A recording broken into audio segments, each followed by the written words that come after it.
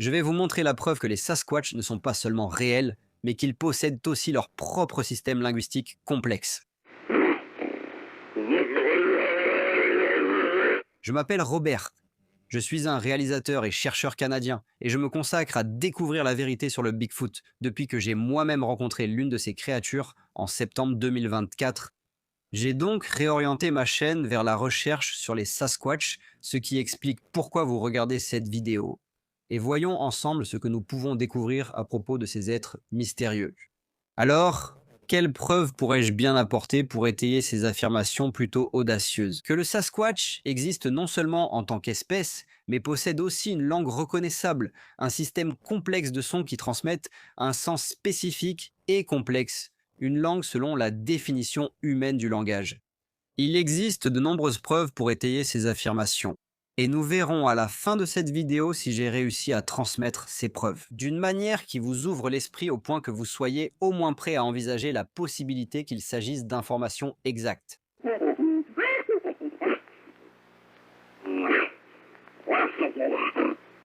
Je devrais commencer par dire que je ne parlerai pas des empreintes dont la morphologie, selon de nombreux experts, est impossible à falsifier. Je n'évoquerai pas les échantillons de poils analysés de façon indépendante et détaillée, présentant des caractéristiques pileuses de primates sans correspondre parfaitement à aucun primate connu. Et je ne parlerai pas non plus des différents films supposés du Bigfoot, dont certains ont été analysés par des anthropologues, des zoologistes, des biologistes spécialisés dans la faune, et qui n'ont pas encore été discrédités. J'ai déjà abordé tous ces sujets en détail dans d'autres vidéos, et je vous invite à les consulter si cela vous intéresse. Dans cette vidéo, je vais parler spécifiquement d'une série d'enregistrements sonores qui ont été compilés et qui prouvent que des créatures non humaines possèdent un langage complexe, semblable à celui des humains. Je parle bien sûr des Sierra Sounds. Les sons de la Sierra sont une collection de vocalisations supposées de Sasquatch.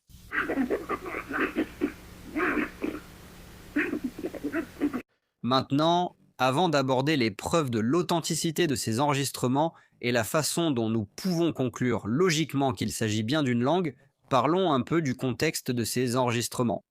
Elles ont été enregistrées par deux hommes au début et au milieu des années 1970.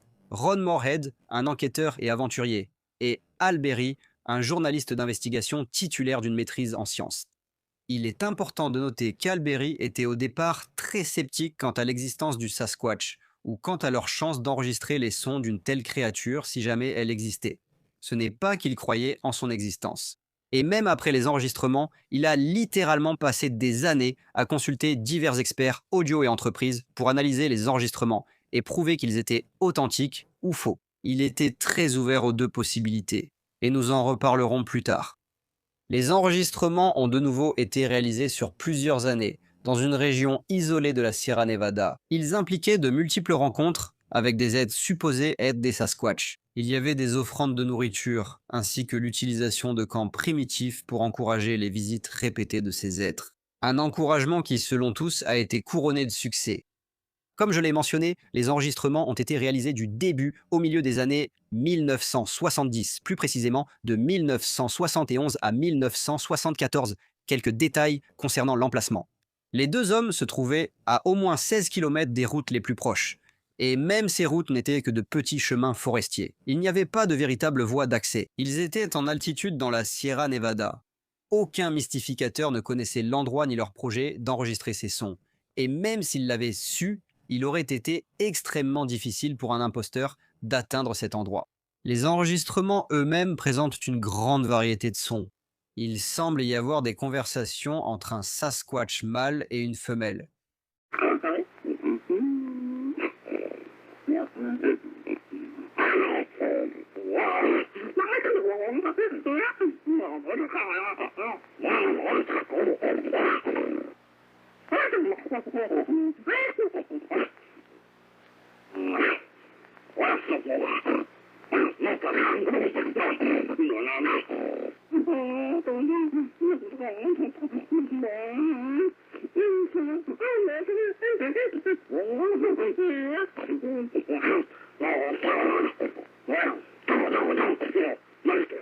Il y a des démonstrations d'intimidation, des bruits qui sont clairement agressifs essayant peut-être d'effrayer les hommes dans le campement.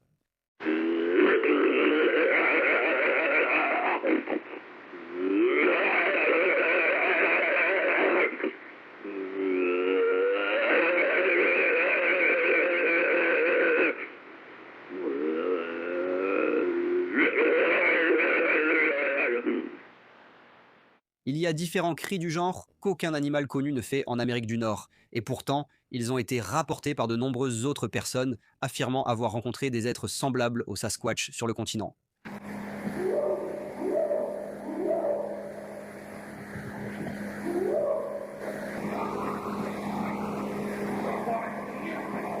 Et enfin, il y a divers exemples de bavardage très proches du langage, qui rappellent une conversation humaine, mais qui sont clairement non humains.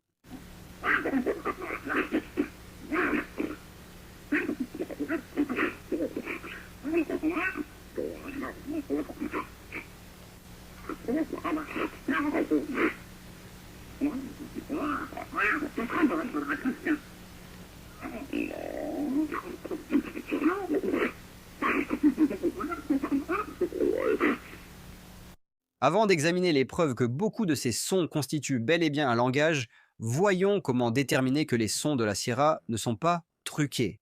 Tout d'abord, nous avons une authentification par des experts. Le docteur Arling Kurland est ingénieur électricien et analyste audio à l'Université du Wyoming, et il a passé une année entière à analyser les enregistrements. Il a analysé la fréquence, l'amplitude et le rythme des sons de la Sierra, déclarant: Nous avons constaté que ces sons venaient d'une créature à la tessiture vocale bien plus large que celle des humains, et qu'ils n'étaient pas fabriqués. Le docteur Kurland a expliqué que certains éléments des sons de la Sierra, comme la longueur du conduit vocal, qui est très particulière car elle est bien plus longue que celle d'un humain moyen, peuvent nous indiquer avec une précision surprenante la taille et la hauteur de la créature qui a produit le son. Avec cela en tête, le docteur Kurland estime, d'après les détails qu'il a analysés dans les sons de la Sierra, qu'au moins une des créatures ayant produit ces sons mesurait entre 2,13 m et 2,44 m. La société d'analyse audio bien connue, Psionic Research Incorporated, basée à New York, a également analysé les sons de la Sierra. Cette société a analysé les enregistrements du Watergate de Nixon. La première chose qu'ils ont recherché était un bourdonnement caractéristique à 60 Hz dans l'enregistrement, presque imperceptible à l'oreille humaine, mais pourtant très perceptible avec un équipement spécialisé. Ce bourdonnement, s'il était présent, aurait indiqué un pré-enregistrement en studio des sons et aurait donc révélé une supercherie. Mais ils n'ont pas trouvé le bourdonnement à 60 Hz. Leurs ingénieurs du son ont également noté que les voix sur les bandes étaient, selon eux, trop puissantes pour être des voix humaines, en se basant sur divers détails spécifiques de la forme d'onde audio.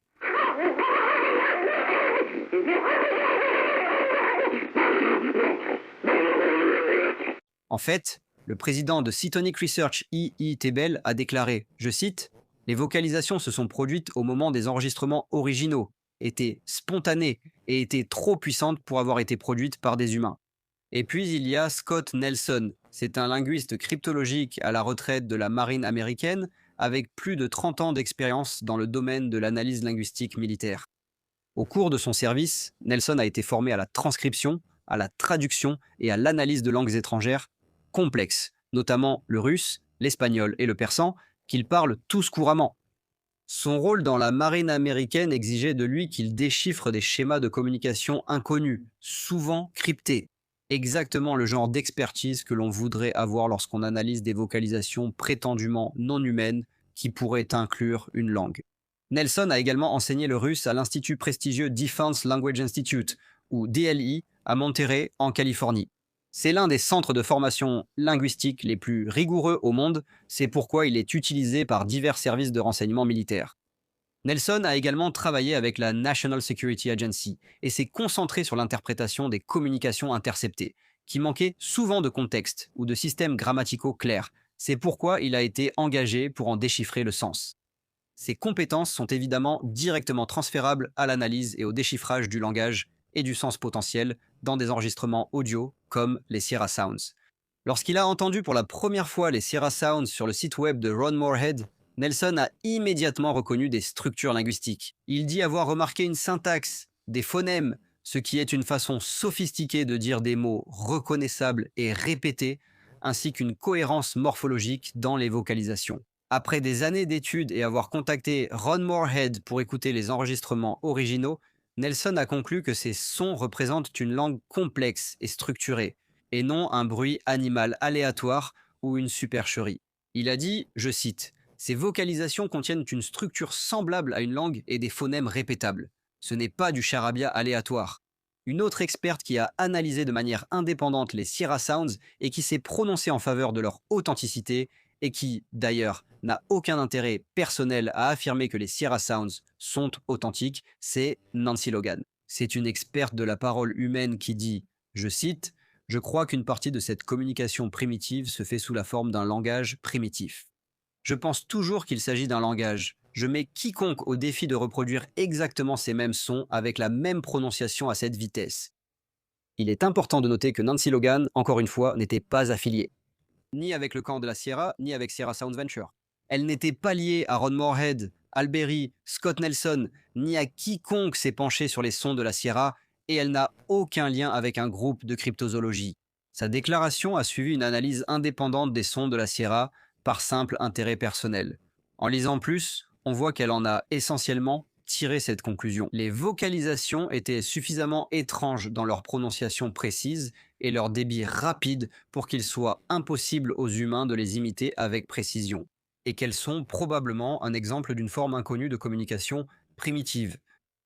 L'analyse de Nancy est particulièrement intéressante, car il s'agit d'un autre cas rare où une experte reconnue en analyse de la voix humaine intervient, similaire à Scott Nelson, qui, comme lui, n'a aucun intérêt direct dans l'hypothèse du Bigfoot, a publiquement affirmé que les enregistrements sonores de la Sierra présentent des caractéristiques incompatibles avec des faux d'origine humaine. Les sons de la Sierra incluent une gamme vocale qui dépasse les normes humaines. Il y a aussi, selon tous les experts que nous avons mentionnés, des preuves claires d'une capacité pulmonaire nécessaire pour certains sons, ce qui suggère une cage thoracique massive. Les niveaux de pression sonore ne correspondent pas à ceux d'un humain ou d'un animal connu. Beaucoup de sceptiques bornés qui entendent les sons de la Sierra affirment qu'ils sont évidemment faux et que ce sont clairement des humains qui font simplement des bruits humains idiots. Nous examinerons ces affirmations plus tard dans la vidéo. Mais pour l'instant, la réponse courte est que de nombreux experts audio et linguistiques ont analysé les enregistrements bien plus longtemps qu'une simple écoute occasionnelle en ligne. Ils assurent que ces sons ne proviennent ni d'humains ni d'animaux connus. Une autre raison pour laquelle nous pouvons savoir que les Sierra Sounds sont authentiques, c'est la confirmation environnementale. Encore une fois, il n'y avait ni route ni accès pour véhicules. Ils étaient à des kilomètres de la route la plus proche. De nombreux témoins des événements qui ont conduit aux enregistrements ont également corroboré le récit présenté par Moorhead et Berry. Moorhead et Berry n'étaient pas les seuls alors présents. Il y avait au moins 3 autres personnes, comme Warren Johnson, qui était l'un des chasseurs d'origine possédant et entretenant le camp de chasse aux serres isolées dans la Sierra Nevada où les enregistrements ont eu lieu. Lui et son ami Bill ont été les premiers à entendre les étranges vocalisations qui ont ensuite été enregistrées par Moorhead et Berry, et ils ont également trouvé de grandes empreintes de pas qui les ont poussés à appeler Moorhead et Berry. C'est ainsi que les Sierra Sounds ont alors commencé à être enregistrés. Bill McDowell, avec Warren, était également présent pendant plusieurs nuits d'enregistrement des Sierra Sounds. Dans le livre de Ron Moorhead, Voices in the Wilderness, Bill a déclaré publiquement qu'en plus des Sierra Sounds, il a entendu des bruits de cliquetis inhabituels à l'extérieur de l'abri, dans la zone où les enregistrements ont eu lieu, ce qui correspond étroitement à l'expérience de Ron. Et enfin, il y a Louis Johnson. Lui, Ron et Bill auraient entendu ces mêmes bruits de cliquetis mystérieux qui semblaient même pénétrer dans la zone abritée où ils campaient. Voici un bon résumé de comment nous savons que les Sierra Sounds sont des enregistrements authentiques d'une espèce inconnue, non modifiée. Comment savons-nous que ces sons contiennent un langage?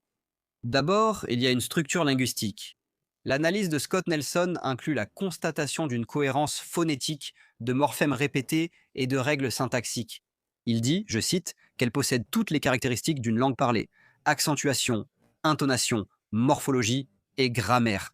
Alors je l'ai repassé encore, et ma sœur a dit « Papa, qu'est-ce que tu fais? Qu'est-ce qui ne va pas chez toi ?» J'ai dit « Mon garçon, il y a une langue ici, et ce n'est pas un être humain. » Il y a la présence de prises de parole en différents êtres avec des voix différentes. L'un parle, puis un autre répond. et il y a aussi une modulation émotionnelle très claire.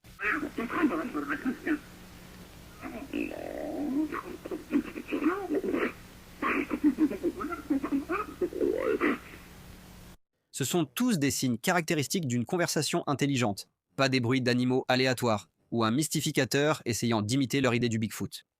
Nous avons aussi des comparaisons avec le langage humain. La gamme de sons dans les enregistrements sonores de la Sierra dépasse celle de tout dialecte humain connu. Malgré les différences entre les enregistrements et les langues humaines connues, on observe aussi de nombreuses similitudes avec les langues tonales et à clic, notamment dans la structure. Et enfin, bien qu'il existe certaines similitudes avec les sons produits par les primates connus, il n'y a pas de correspondance constante dans les motifs sonores par rapport aux primates connus.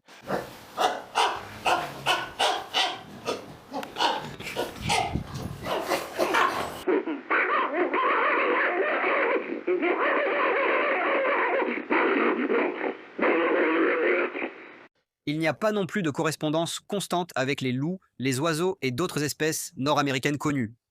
Donc, pour récapituler, les experts soulignent que ce n'est pas de l'anglais, que ce n'est pas une langue humaine connue, et que les sons eux-mêmes ne sont pas humains.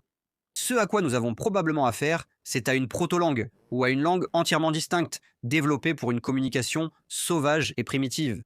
Parlons maintenant des tentatives de traduction ou de compréhension de la signification des Sierra Sounds. Tout d'abord, nous avons le travail en cours de Scott Nelson. Nelson a identifié des mots récurrents et émet des hypothèses sur leur signification en fonction du contexte. En fait, il a rédigé un article entier, très détaillé, avec des transcriptions phonétiques des sons répétés qu'il a observés au fil des années, et des milliers d'écoutes des Sierra Sounds, parfois ralenties, parfois accélérées, parfois à vitesse normale, pour extraire tout le sens qu'il peut de cet enregistrement audio. Il y a clairement des mots et des phrases là-dedans, selon lui. Un cryptolinguiste vétéran de la marine américaine avec 30 ans d'expérience saurait sûrement. Nelson dit qu'il y a des appels d'avertissement, des salutations. Il y a parfois de la frustration exprimée. Il dit « Nous ignorons ce qu'ils disent, mais nous savons qu'ils disent quelque chose. » Et puis, il y a la corrélation comportementale.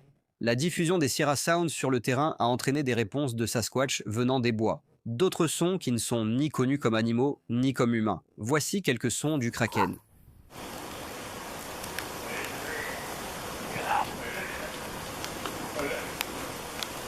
Ces schémas suggèrent une structure de réponse porteuse de sens, comme dans une conversation en appel-réponse. Ron Moorhead se souvient de changements de ton émotionnel corrélés à des événements spécifiques, comme des cadeaux de nourriture entraînant des expressions sonores plus chaleureuses, ou la présence humaine provoquant des démonstrations agressives. Alors, de quoi aurions-nous besoin pour faire une véritable traduction de la langue exprimée dans les Sierra Sound? Il nous faudrait d'abord plus d'enregistrements de différents endroits. Nous aurions besoin de corroborer le comportement et la réponse vocale.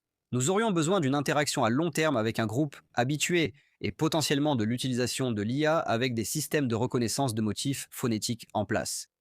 Ensuite, explorons d'autres éléments de langage, comme de supposées vocalisations attribuées au Sasquatch. Tout d'abord, nous avons le Samurai Chatter. Le terme Samurai Chatter fait référence au célèbre extrait des Sierra Sounds qui comporte un bavardage très rapide, rappelant à certains égards le japonais.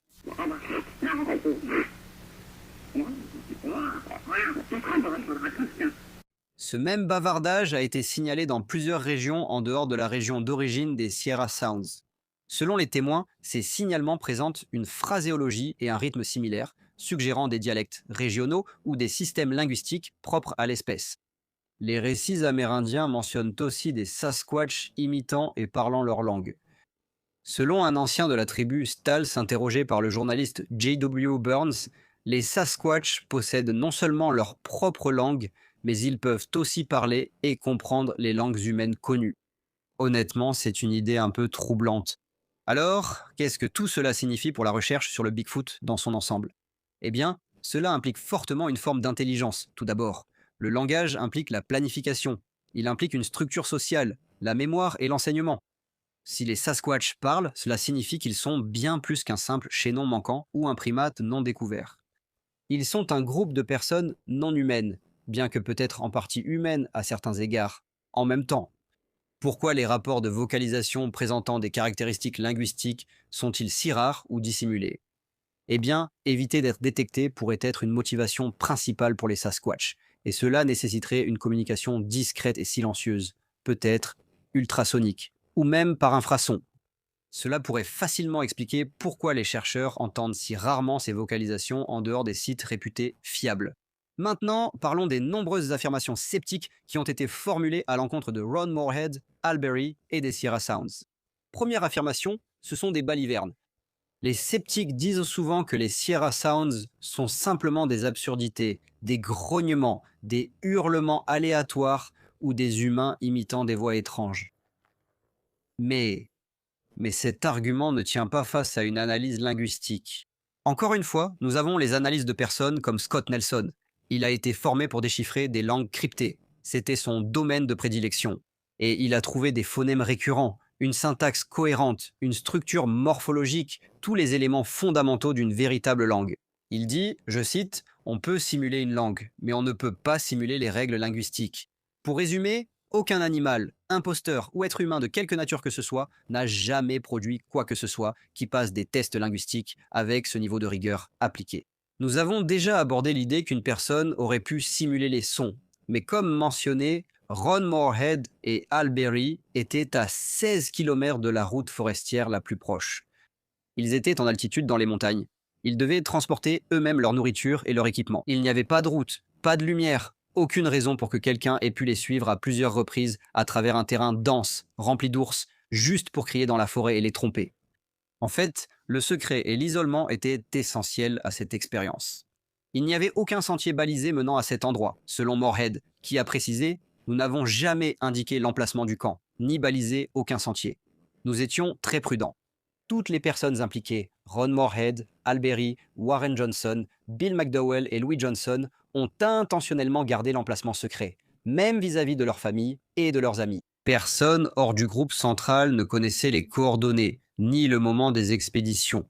Que signifient alors les affirmations des sceptiques? Toute théorie selon laquelle un farceur extérieur aurait suivi les hommes jusqu'au campement en montagne sans être vu, transportant du matériel audio encombrant et produisant des sons dépassant la capacité pulmonaire humaine. Sans savoir que le groupe serait même là, c'est plus qu'improbable. C'est logistiquement et pratiquement impossible. Donc oui, personne extérieur au camp n'aurait pu savoir qu'ils étaient là, ni avoir les moyens ou la motivation d'organiser une supercherie aussi complexe sur des années, dans les montagnes. Une autre affirmation sceptique déjà évoquée mais importante à rappeler est que l'audio aurait pu être trafiqué. Mais n'oublions pas que c'était dans les années 1970, bien avant le montage audio numérique, et que les cassettes originales ont été analysées à plusieurs reprises. Il n'y a aucun signe de collage de bande, aucun bourdonnement caractéristique de 60 Hz qui aurait trahi un enregistrement en studio préalablement préparé, et aucune irrégularité de fréquence qui indiquerait un mixage artificiel ou des superpositions sonores. Je défie tous les sceptiques ouverts d'esprit concernant les sons de la Sierra de faire ce que le docteur Harlan Kurland a fait. Examinez-les minutieusement pendant toute une année, puis revenez dire qu'ils sont faux. Une autre affirmation courante des sceptiques est que Barry et Morehead sont devenus riches grâce à leurs enregistrements. De toute évidence, ils ont monté cette supercherie audio élaborée pour devenir célèbres et gagner de l'argent. Mais en réalité, ce n'est pas vrai. Ils n'ont rien fait de tel. Les enregistrements n'ont été rendus publics que des décennies plus tard. Morehead et Berry ne cherchaient clairement pas la célébrité. Ils étaient simplement en quête de réponse. Donc, si c'était un canular motivé par la cupidité et l'appât du gain, c'était le pire plan de monétisation de l'histoire. Mais si c'était réel, leur comportement prend tout son sens. Documenté d'abord, diffusé prudemment plus tard, après que des experts aient corroboré l'authenticité. En fin de compte, tous les experts en audio et en linguistique qui ont pris le temps et fait l'effort d'examiner en détail les sons de la Sierra sont arrivés à la même conclusion. Ce ne sont ni des humains ni des animaux, il y a une langue là-dedans. Si vous refusez toujours de changer d'avis et que vous pensez que ces enregistrements sont faux, demandez-vous honnêtement si vous êtes vraiment mieux qualifié pour en juger que les différents experts que nous avons mentionnés ici. Et si c'est le cas, pourquoi ? Surtout si l'on considère que les professionnels que j'ai mentionnés ici, qui ont affirmé que les sons de la Sierra sont authentiques, n'ont rien à gagner à le dire et au contraire, beaucoup à perdre, tant sur le plan professionnel que personnel. Si ce n'est pas déjà évident, cela ne favorise en rien votre carrière, quel que soit votre domaine, de dire publiquement que non seulement les Sasquatch existent, mais que vous en avez la preuve. Cela dit, je peux citer des experts en audio et en linguistique jusqu'à en perdre haleine. Mais au bout du compte, si quelqu'un ne veut pas croire que les Sierra Sounds sont authentiques, tous les faits du monde ne le convaincront pas, du contraire. Ils diront toujours que ce n'est qu'un humain et qu'il pourrait imiter ses sons, peu importe l'avis des experts. Alors, quelle conclusion tirer de tout cela? Eh bien, c'est une nouvelle frontière en cryptolinguistique. Les Sierra Sounds, selon de nombreux experts qui les ont analysés en profondeur et avec un niveau de détail incroyable, ne sont pas faux. Ils contiennent une langue réelle et reconnaissable. Scott Nelson a dit, je cite, « Ce n'est pas une question de croyance, c'est une question d'écouter en gardant l'esprit ouvert. » Ce que je retiens de tout cela, c'est que si les Sasquatch ont une langue, cela signifie qu'ils ont une culture. Et s'ils ont une culture, ils ont une histoire qui mérite d'être entendue, il me semble. Gardons l'esprit ouvert sur cette histoire et essayons de comprendre ce qu'elle est. C'est assez fascinant, n'est-ce pas? Quand on met tout cela ensemble, il semble que l'on ait une preuve assez solide que Bigfoot non seulement existe, mais possède aussi une langue reconnaissable avec des mots et des phrases répétées, de l'émotion et une signification complexe. Alors, pourquoi penses-tu que la plupart des gens refusent catégoriquement d'y croire? Je pense qu'ils aiment masquer leurs objections sous un vernis de logique, mais bien sûr, cela s'effrite facilement face aux faits réels. Au final, je pense que le scepticisme acharné que l'on observe autour des Sierra Sounds et d'autres enregistrements vient d'un sentiment de peur. La peur que les humains ne soient peut-être pas les seuls hominidés bipèdes intelligents à parcourir la Terre, et cela pousse beaucoup de gens à ressentir qu'ils doivent complètement revoir leur vision du monde, en ce qui concerne qui nous sommes sur cette Terre et quelle est notre place dans l'ensemble du réseau des espèces. Partagez vos réflexions sur la langue Sasquatch et les preuves présentées dans les commentaires ci-dessous. Je serai ravi de les lire. Si vous avez apprécié la vidéo, merci de mettre un j'aime, de la partager avec votre famille et vos amis, et de vous abonner à Cabin in the Woods. Si vous souhaitez me soutenir davantage, je laisserai un lien vers ma page Buy Me a Coffee dans la description. Vous pouvez devenir membre ou acheter des produits dérivés exclusifs de Cabin in the Woods, ce qui m'aide à continuer de publier ce type de vidéos. Merci beaucoup d'avoir regardé et on se retrouve dans la prochaine vidéo.